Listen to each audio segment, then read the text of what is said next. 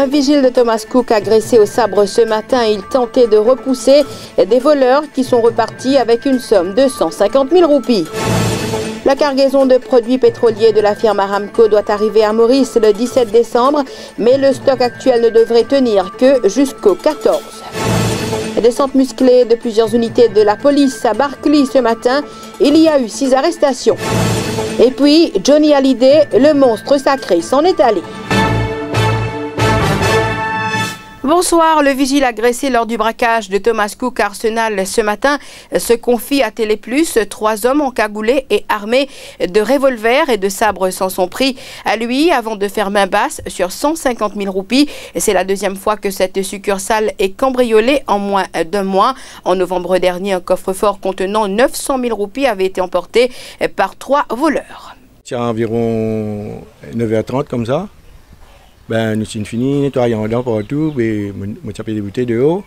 Finalement, nous avons l'auto venu, et nous avons 3 personnes descendent dans l'auto là. Un avec sable là, un autre ne passe pas derrière. Je suis venu là, moi. Je tiens une 16, dans mon 16 en métal, en croyant pour pouvoir défendre moi ça. Mais les amis, tout ça, deuxième là, venu, je sauvé mon aller. Je suis galop derrière moi. Je suis tapé un premier coup de sable, un tapé un premier coup de sable, pas de gagne moi assez. Alors, il tape un deuxième coup de sable. Là, je suis tombé. Là, il quitte moi, il allait. Il allait, là, je te vois, un espace 3 minutes, 4 minutes, je t'ai fait ça. Et heureusement, je n'ai pas de la tête, je n'ai les deux. Ouais. Il est tombé, là, il quitte moi. Ça veut dire qu'il fait mal éloigné. Donc voilà, mais si je me tiens en dedans, je ne sais pas comment si tu peux dérouler, peut-être.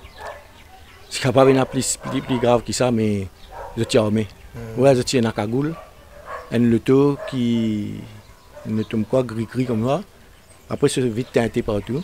Là, un copain qui travaille à côté de moi, shopping mall Arsenal. Je me prends 20 minutes à amener à l'hôpital. Le gouvernement tente-t-il de minimiser l'urgence de la situation sur le stock de produits pétroliers?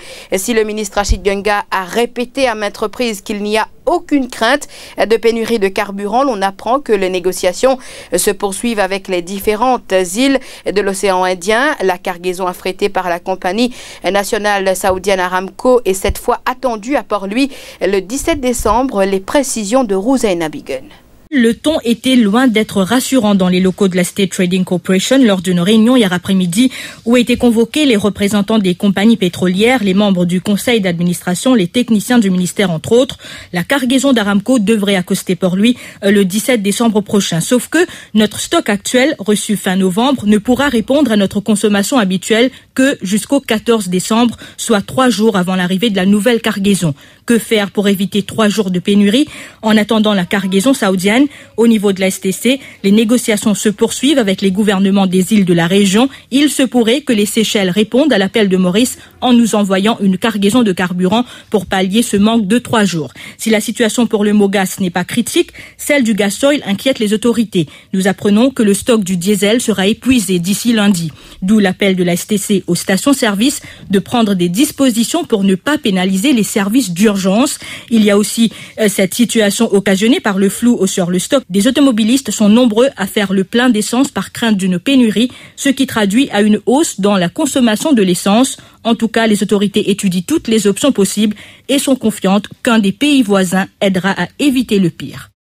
Les autorités doivent prendre des mesures pour empêcher aux personnes de traverser l'autoroute de Port-Louis à Pamplemousse. Déclaration de Maître Dekling Chiwa, l'avocat de Rechad Goulam-Hossein lors d'une reconstitution des faits aujourd'hui. Rechad Goulam-Hossein conduisait la voiture qui a mortellement percuté Jean-Ronald Perrine, 30 ans, hier. C'est un incident bien triste que beaucoup n'ont pas fait capable d'éviter parce qu'il saute au larry à un moment bien quand il y a beaucoup de trafic. D'ailleurs, il y a un témoin indépendant qui fait une mine de l'avant, un auto qui est derrière, qui fait une dia confirmée qu'effectivement, mon client pas en tour. C'est pour ça que, bon, Zojiline passe à coup et il fait à l'ordre pour aller sur la case, qui est tout à fait normal parce qu'il n'est pas en tour dans cet accident-là. Bien triste ce qui fait d'arriver. On pense que le gouvernement, mais il n'y a pas de mesures pour empêcher les gens de sauter au larry. Là, ça a tranquille depuis pour lui jusqu'à Pamplemousse, parce qu'il est très dangereux du monde saute la rue Bonavini.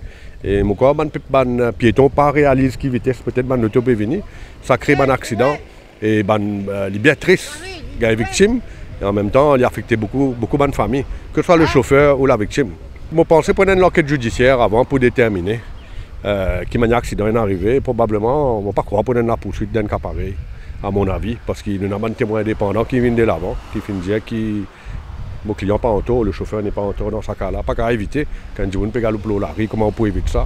Même si on ne peut pas rouler vite, mon client dit qu'il roule entre 70 et 75 km/h. C'était en plein trafic, hein, c'était trafic de 5 heures l'après-midi, quand on a beaucoup l'autoroute du Nord.